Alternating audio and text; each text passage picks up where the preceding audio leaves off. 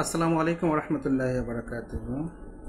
আজকে ইকুইটি আলোচনার মধ্যে একটি অঙ্ক খুব ইন ডিটেলসে আমরা আলোচনা করব, যেন অঙ্কের প্রত্যেকটা টার্মিনোলজি আমরা বুঝতে পারি এবং যারা শেয়ার বিজনেস করেন অথবা ইনভেস্টমেন্ট কোম্পানিতে যারা বিনিয়োগ করেন এবং কোম্পানির অনেক কথাই টেকনিক্যাল কথাবার্তা তারা বুঝতে পারেন না, তাদের জন্য এই ভিডিওটি অনেক কার্যকর হবে বলে আমি আশা করি।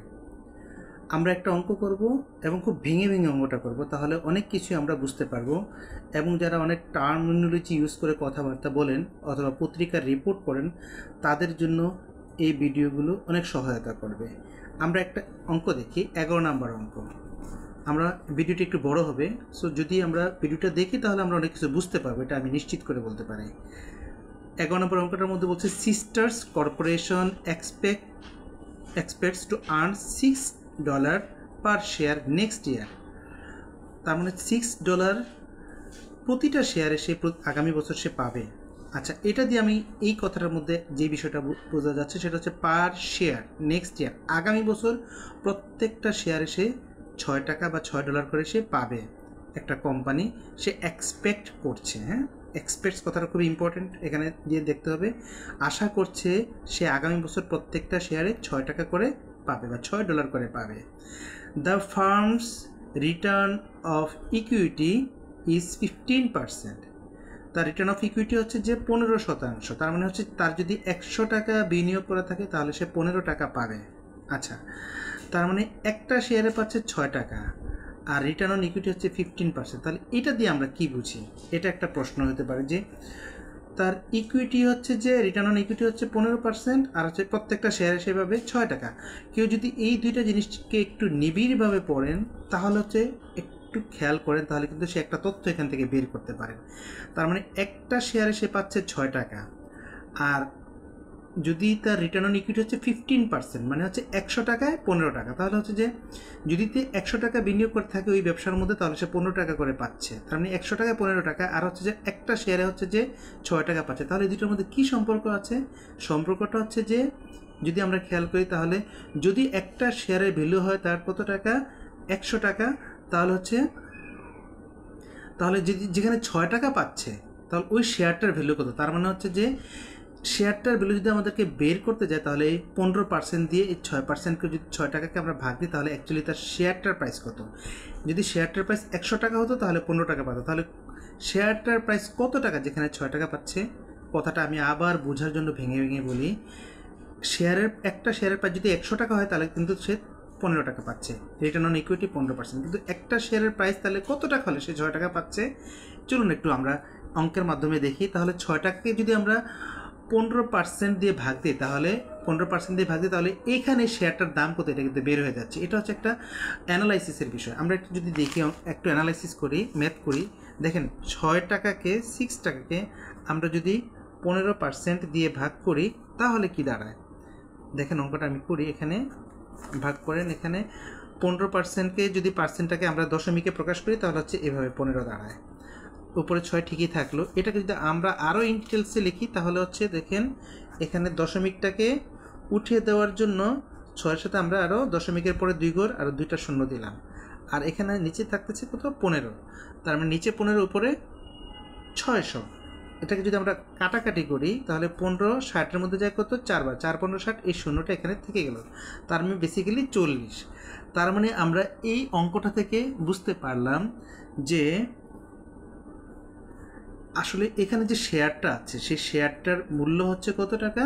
$40। তাহলে হচ্ছে দেখেন যদি আমরা একটু বুঝি তাহলে সে $40 থেকে সে শেয়ারটার মূল্য $40 15% দেখবেন হচ্ছে যে $6 বের হয়ে যাবে। দেখেন $40 15% $6 কীভাবে হয়? 40 ইন্টু হচ্ছে 15%, মানে হচ্ছে 100 ভাগের 40-এর হচ্ছে যে 15%, মানে 100 ভাগের হচ্ছে যে আপনার 15। এখন আপনি যদি এটাকে কাটাকাটি করেন তাহলে হচ্ছে যে কত টাকা দাঁড়ায়? 0 0 4 না, এইভাবে হবে না।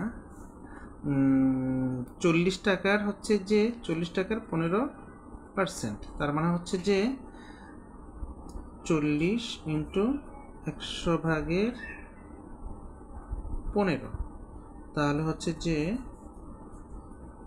15 4 15 60, যদি উপরেরটা গুণ করি 4 15 60, আর হচ্ছে এই শূন্যটা এখানে বসে যাবে 600, নিচে হচ্ছে 100, তাহলে হচ্ছে যে 0 0 কাটা 6 10 60 সমান 6 টাকা।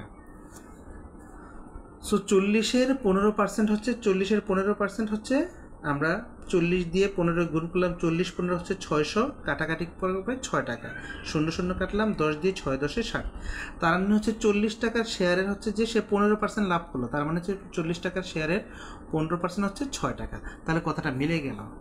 এইখানে এই অঙ্কটার মধ্য দিয়ে আমরা এটা বুঝতে পারলাম যে শেয়ারের দাম হচ্ছে 40 টাকা, তার 15% পাচ্ছে রিটার্ন অন ইকুইটি হিসাবে, হচ্ছে 15% পাচ্ছে আসলে 6 টাকা। সো এই কথা থেকে আমাদেরকে এই বিষয়গুলো বুঝতে হবে যে সিস্টার কর্পোরেশন প্রত্যেকটা শেয়ারে 6 টাকা করে সে কী দিচ্ছে, লাভ দিচ্ছে, আর হচ্ছে তার রিটার্ন অন ইকুইটি হচ্ছে 15%। তার মানে আমাদের নিজেদের অঙ্ক করে বুদ্ধিমত্তা দিয়ে বুঝতে হবে যে আসলে তার শেয়ারটার দাম কত। 100 টাকার শেয়ার হলে সে 15 টাকা করে পাচ্ছিল, যেহেতু শেয়ারটার দাম 40 টাকা, তাহলে 40 টাকার 15% সে 6 টাকা পাচ্ছে। এটা আমরা যারা অনেক বেশি অ্যানালাইসিস করতে পারবো তারা এই বিষয়গুলো বুঝতে পারবো। নাম্বার 2 বিষয়, and it's ploughback ratio is 60%।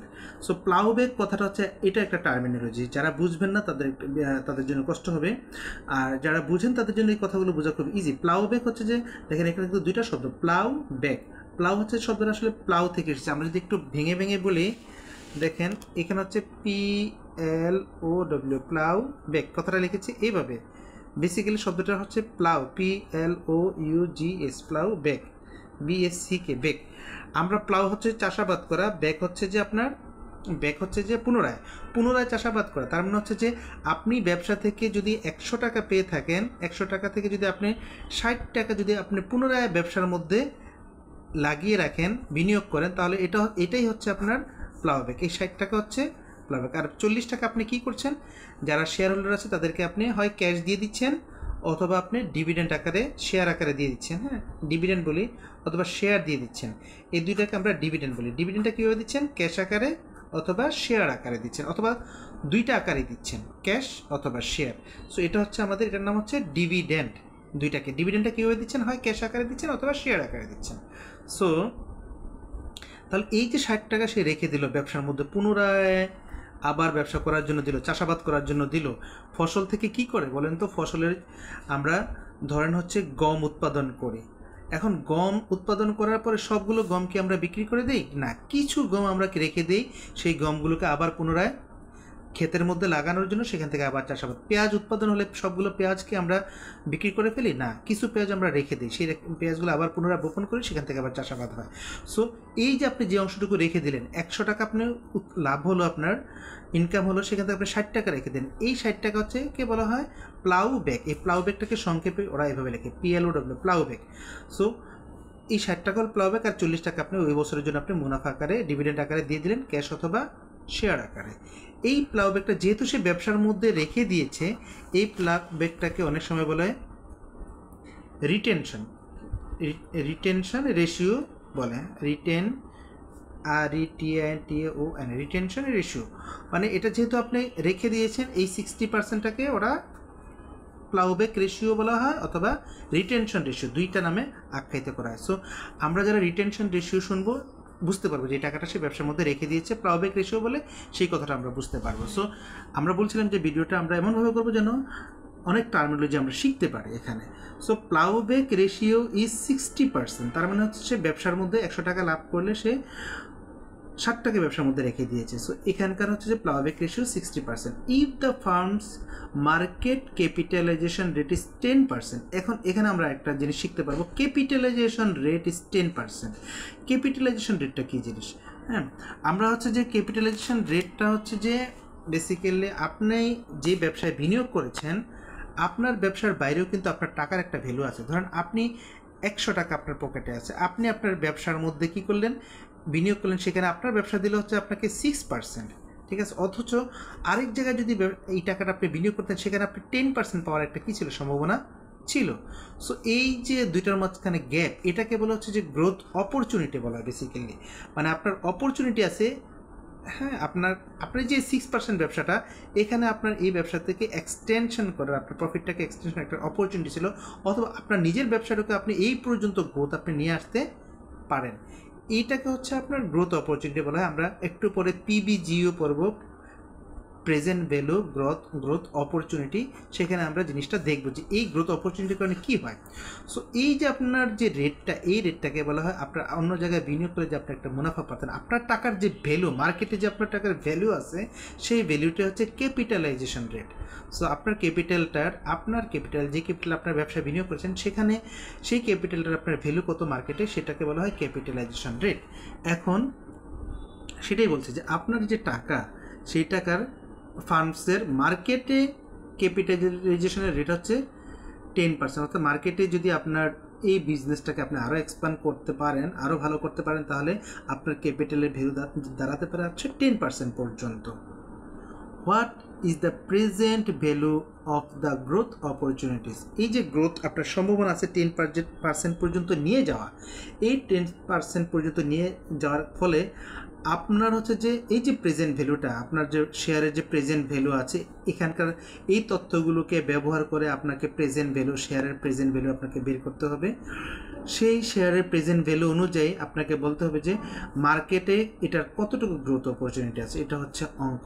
এখন প্রেজেন্ট ভ্যালু গ্রোথ অপরচুনিটি আপনাকে বের করতে, এটা হচ্ছে বেসিক্যালি ম্যাথ। এখন গ্রোথ অপরচুনিটিটা বের করতে গেলে আপনাকে তো বর্তমান ভ্যালুটা আপনাকে বের করতে হবে, তারপর আপনি গ্রোথ অপরচুনিটি বের করতে পারবেন। এখন একটা বিষয় হচ্ছে যে যেটা আমরা এটা সাথে সাথে ম্যাথ করে করতে ফেলতে পারবো না, এটার পিছনে অনেকের কিন্তু অনেক বছরের অনেক অবদান আছে। প্রায় 200 বছর ধরে গর্ডন সহ ব্লাড, স্মিথ, এই ভদ্রলোকরা 200 বছর ধরে এই জিনিসগুলো রিসার্চ করে তারা কিন্তু একটা সূত্র বের করেছেন। সেই সূত্রগুলোর সহযোগিতা নিয়ে আমরা বেসিক্যালি এই ম্যাথটা করব। তখন আপনারা যদি বলেন যে সেই সূত্রগুলো কী জিনিস, আমাদেরকে ম্যাথ করতে হলে সেই সূত্রগুলোর সহযোগিতা নিতে হবে। সূত্রগুলো আপনাকে হচ্ছে যে, এখন আপনি যদি বলেন যে সূত্র ছাড়া আমি অঙ্ক করব, তাহলে কিন্তু অনেক কঠিন হয়ে যাবে। সূত্র এই জন্য দরকার, কারণ হচ্ছে যে এই সমাধানগুলো বের করার জন্য বেসিক্যালি সূত্রগুলো দাঁড় করে। এখন আপনাকে যদি বলে যে ঢাকা যাব আমি নারায়ণগঞ্জ থেকে, এখন নারায়ণগঞ্জ থেকে ঢাকা যাওয়ার জন্য আপনাকে অবশ্যই বলবে যে আপনাকে চিটাগং রোড আসতে হবে, যাত্রাবাড়ির উপর দিয়ে ঢাকা যেতে হবে, অথবা আপনাকে নারায়ণগঞ্জ থেকে সাইনবোর্ড আসতে হবে চাষাড়া দিয়ে।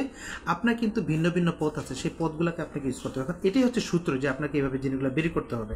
আপনাকে তারা যে পথগুলো দেখিয়ে দিয়েছে, সেই এই পথগুলো তৈরি হয়েছে অনেক বছর ধরে সাধনা করার পরে, এটা নিয়ে অনেক অ্যানালাইসিস করার পরে। সো আমরা যদি অঙ্কটা করতে যাই, আমরা বলছিলাম এখানে প্রথমেই প্রেজেন্ট ভ্যালুটা বের করতে হবে। এখন যখন প্রেজেন্ট ভ্যালুর কথাটা বলছি, তখনই হচ্ছে প্রেজেন্ট ভ্যালুকে এইভাবে প্রকাশ করে পি অ্যাট টাইমস। পি এর নিচে যখন আমরা জিরো দিই, এটাকে বলে প্রেজেন্ট ভ্যালু অ্যাট টাইমস। এটার নাম হচ্ছে প্রেজেন্ট ভ্যালু অ্যাট টাইমস। অনেকে P0 দেখে অনেকে বুঝতে পারে না যে আসলে এটা কী জিনিস। আজকে ভিডিও দেখার পরে হয়তো